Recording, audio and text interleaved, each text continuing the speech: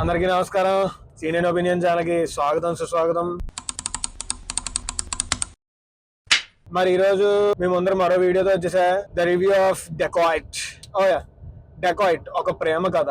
అయితే మనకున్న limited resources, limited time వల్ల ఈ రోజు ఎలాంటి ఒక ఎన్విరాన్మెంట్ లో వీడియో చేయాల్సి వస్తుంది.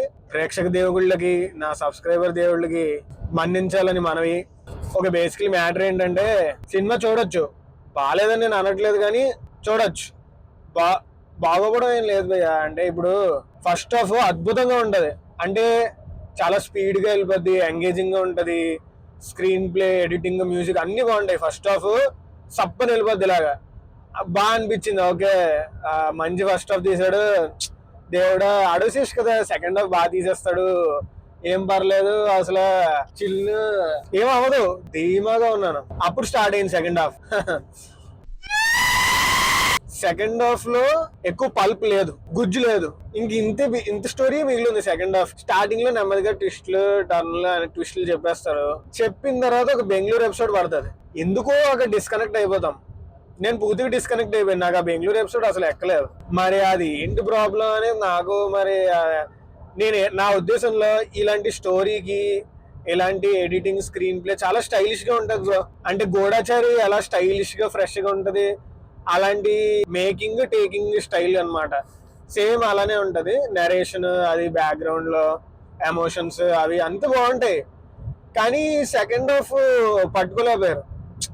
ఇలాంటి సినిమాకి ఎలా అంటే 2.5 గంటలు పెట్టారు కదా, అది కట్ చేసి పాడేయండి, 2 గంటలకి చేయండి. అద్భుతం, క్రిస్ప్. అసలు ఎలా ఉంటదంటే పీక్ ఉంటది. అంటే క్లైమాక్స్ కి వచ్చేసరికి ప్రతి సీను, ఇప్పుడు బబుల్ గమ్ తినేసిన తర్వాత నోట్లో తీసి బెంచ్ అంటించేస్తాడు. ఇంకోటి ఏం చేస్తాడు, జస్ట్ అంటించాడు, ఇలా సాగదీసి అంటిస్తాడు. అది ప్రీ క్లైమాక్స్ లో జరిగింది అదనమాట. అంత సాగదీయొద్దు, ప్రేమ కథ కదా, జాగ్రత్తగా ఉండాలి, నువ్వు క్రిస్ప్ గా తీయాలి. సినిమా చూసినంతసేపు ఆ అడల్సేషన్ టీమ్ లో వాళ్ళలో ఆ థ్రిల్లర్ సినిమా తీయాలి అనే ఇది కనబడుతుంది. ఇది థ్రిల్లర్ కాదు, ప్రేమ కథే సినిమా చెప్పినట్టు. కానీ ఎక్కడ చూసినా మ్యూజిక్, ప్రతి ఫ్రేమ్, ప్రతి సీన్ ఫినిషింగ్ టచ్ అన్ని థ్రిల్లర్ కి ఇచ్చినట్టు ఇచ్చారనమాట. అడల్సేష్ ఏమో లవర్ బాయ్ కింద చూడడం కొద్దిగా ఫ్రెష్ గా ఉంది స్క్రీన్ మీద. మ్యూజిక్ చాలా బాగా కొట్టాడు బీమ్స్, అసలు బీమ్స్ మంచి ఫ్లో లో ఉన్నారు. ఆయన మృణాల్ ఠాకూర్ చాలా మంచి పర్ఫార్మెన్స్ ఇచ్చారు, మరో మెమరబుల్ పర్ఫార్మెన్స్ ఆవిడకి. తర్వాత అనురాగ్ కులకర్ణి, ప్రకాష్ రాజ్, వీళ్ళు కూడా మంచి యాక్టింగ్. సునీల్ చాలా బాగా యాక్టింగ్ చేశారు. అసలు అన్నిటికన్నా హైలైట్ ఏంటంటే అనురాగ్ కశ్యప్ కి స్వామిమాల వేయడం అసలు అబ్సల్యూట్ సినిమా మూమెంట్ అనమాట. అంటే మీరు రైఫిల్ క్లబ్ సినిమా చూస్తే అనురాగ్ కశ్యప్ అసలు వైల్డ్ ఉంటాడు ఆ సినిమాలో.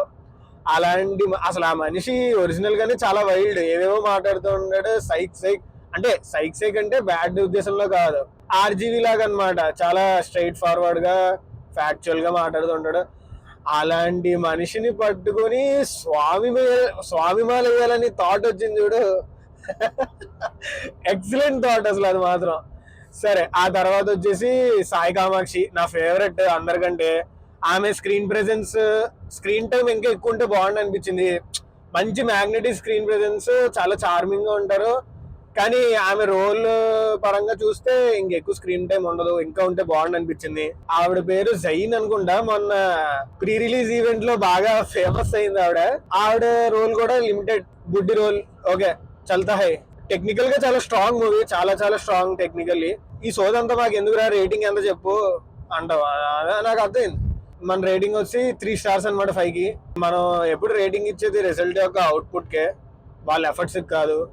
ఎవరైనా ఏ సినిమా తీయాలన్నా, చిన్న షార్ట్ ఫిల్మ్ తీయాలన్నా చాలా ఎఫర్ట్స్ పెట్టాలి. So I understand the efforts, I appreciate the efforts, but output మాత్రం 3/5.